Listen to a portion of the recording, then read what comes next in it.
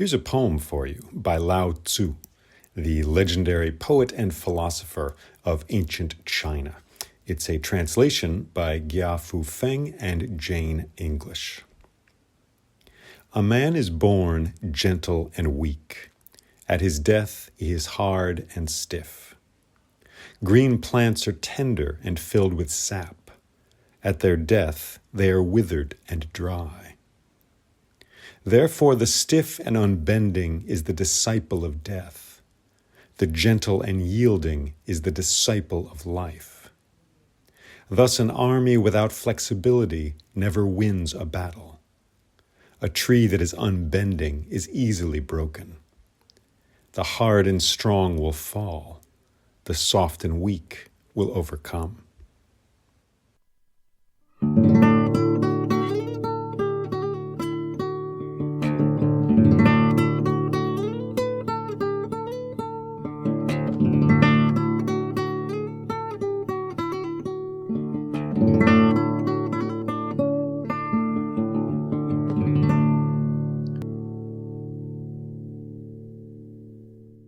I'm Jay Leeming, and this is the Crane Bag Podcast. Welcome. Thank you for joining me. I love this poem, and I've loved it for years. It's from this book called the Tao Te Ching, the Book of the Way. Written, well, nobody knows. It's legendary, 4th century BC, 6th century, something like that. But let's focus on the poem for the moment. It's a series of statements. Every line ends with a period in this English translation. This is a translation, remember, we're talking about. That's what we're doing. So keep that in mind. But in this version, so every line ends with a period. It's just these straight statements, bang, bang, bang. And the poem leads you so clearly. Every step seems to follow from the next so solidly. They're like blocks of stone. They're like steps on a path, and there's no other way it could go. They just seem like statements you can't really argue with. But then you get to the end, and it's a surprise. He, she, whoever Lao-Tzu was, they have brought us to a surprising place. A man is born gentle and weak. At his death, he is hard and stiff. So we get this alternation, right? Weakness, gentleness, and then brittleness, being hard and stiff. Green plants are tender and filled with sap. At their death, they are withered and dry, moving from the personal to the natural world. And then we get a more abstract statement. Therefore, the stiff and unbending is the disciple of death. The gentle and yielding is the disciple of life. Okay, we got that. And then we get the army. Thus, an army without flexibility never wins a battle. That's a key line, I think, because we have the army, which is, a burly, violent, aggressive, very yang sort of phenomenon, but it needs to be flexible. If it's not flexible, it never wins a battle. And then we get a tree that is unbending is easily broken. And finally, these two statements. The hard and strong will fall. The soft and weak will overcome. Yeah. All right. And I just have to say, I find a certain reassurance in those lines. Being someone who has spent his time and his energy and continues to spend his time and energy on poetry, on storytelling, on music. Music, particularly rock music, we want to be hard and strong, but, sure, it's hard and strong in its way, but essentially in the world, you got mountains, you got armies, you got, engineering and people building stuff, and you have thought and emotion and feeling, which are often perceived as soft and weak. Yet, they have a power. They have a influence that goes deeper, perhaps, than many things which are hard and strong. An influence which is in touch with the mystery and expresses it and speaks from that power. So there's just many legends about Lao-Tzu, and it's hard to say who he is really, if he was really a person, if he was a committee, if he was a group of people. No one really knows. There are legendary stories about him. The one concerning this book in particular says that he was a archivist, I believe, for the court, for a powerful leader, and then at the age of 80 years old was sick of it all and decided to head out into the wilderness to live as a hermit in the wild.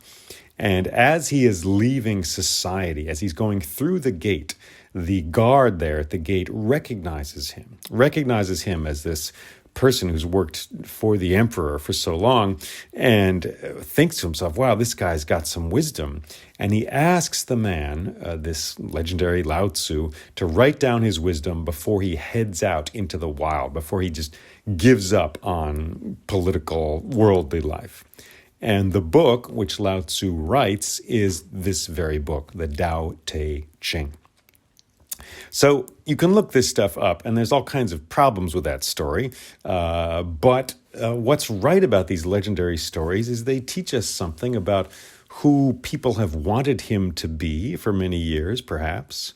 And there is truth swimming in these falsehoods, and it's a lovely story.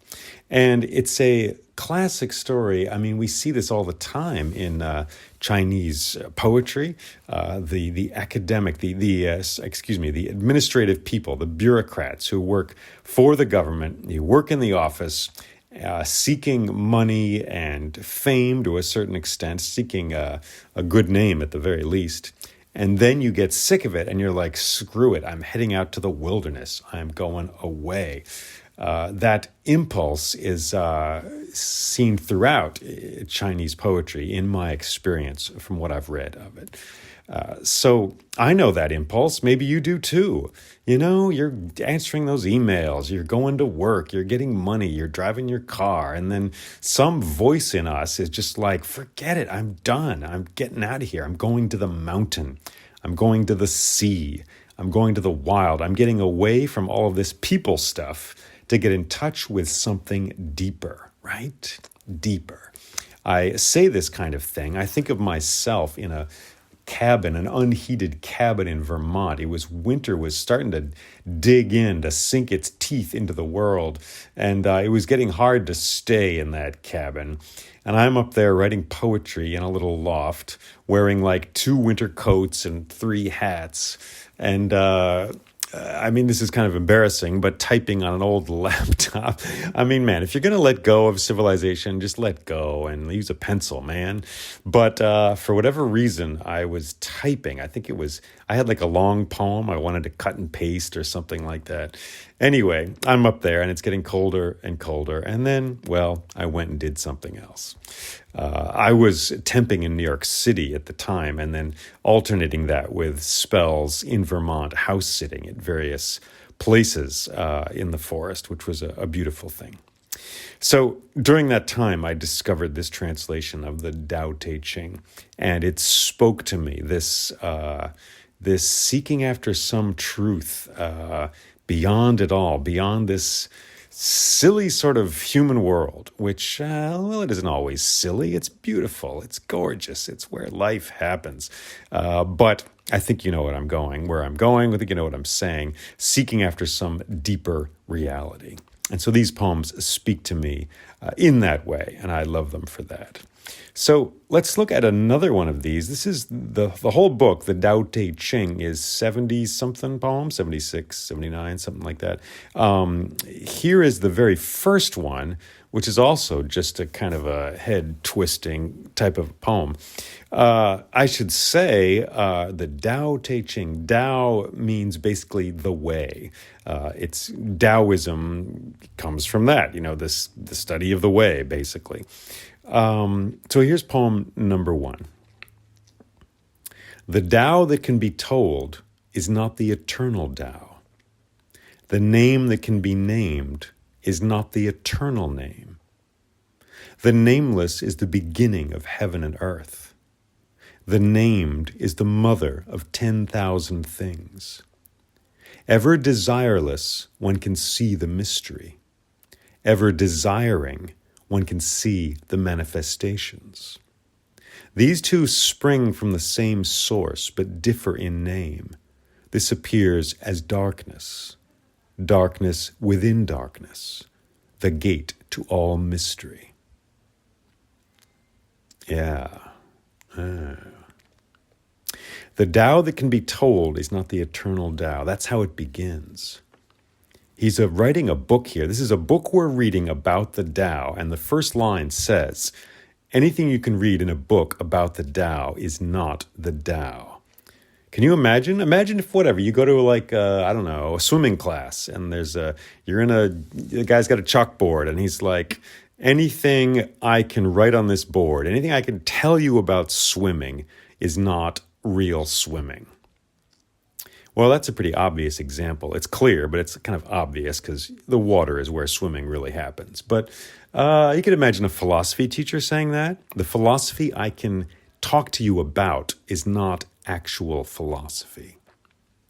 The Germany I can tell you about is not the same Germany you will get when you are there.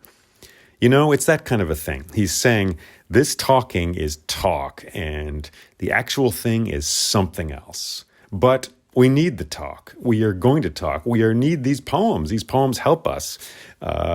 Just don't confuse the finger pointing at the moon with the moon. Anyway, back to this poem. So the first line, the Tao that can be told is not the eternal Tao. So what you're about to read is not the thing. And then we get the second line, a parallelism, right? The same structure in the sentence. The name that can be named is not the eternal name. The nameless is the beginning of heaven and earth. The named is the mother of 10,000 things. So the phrase 10,000 things is used throughout the Tao Te Ching to refer to the world of smash and glitter, the world of pinball and bubblegum and movies and cars and broccoli and almonds and Batman and Elvis. You know what I mean? The world of stuff, everything, this life we have as we walk through this world and see the email, the laptop, the parking meter, the dolphin on the TV, the radio. Well, I could go on forever, but I won't. The nameless is the beginning of heaven and earth. So what is beyond language, what is beyond and can't be named, that's the real mother of all things. That's what is eternal. But what we can name, the things we can actually talk about, that's the mother of 10,000 things. And then you're in the realm of appearances. You're in the realm of the daily, we might say, the quotidian, the humdrum, which, again, we should, I got to stress again, is not an evil world. It's not a bad world. Despite this story of this man leaving that world behind and going into the desert to live as a hermit, despite that story about Lao-Tzu writing these poems before doing that, I think we need to be clear not to reject that world. But without the eternal, it is meaningless. Without the eternal, without the nameless, without the Tao, the way, which moves through all things and possesses all things and is the mother of all things, well, all of those other surface things are meaningless. And then we get these two lines. Ever desireless, one can see the mystery. Ever desiring, one can see the manifestations. Let's do that again. Ever desireless. So when you are without desire, then you can see the mystery. When you have desire, you see only the manifestations. Think about it. Think about ice cream, chocolate, pizza, whatever it is, $1 million, that new guitar in the window. I don't know, I'm me, you think for you. What do you want? What do you crave? What do you desire? When you're desiring, then you see just the surfaces. You don't see the eternal mystery inside of all things. But, he says, these last two lines, these two spring from the same source, but differ in name. This appears as darkness. So these two sides of life, the side where you were in it and you want something and you're like, I gotta get blah, blah, blah.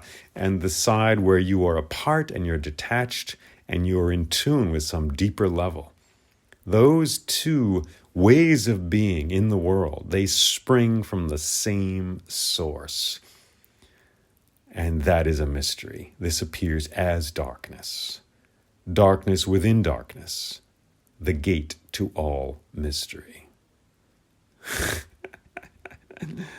I'm thinking of going to parties in my 20s, of drinking and that wild buzz in your bones when you feel that, how you are in life when you're doing that. I'm thinking of meditating also in my 20s, going to the meditation center in Minneapolis, sitting there in that room with Swami Veda and hearing his teachings and being in silence for a while with people. I'm thinking of telling stories not that long ago, last year, telling Sir Gawain and the Green Knight on the solstice in Ithaca, New York, in a darkened theater, everything blacked out.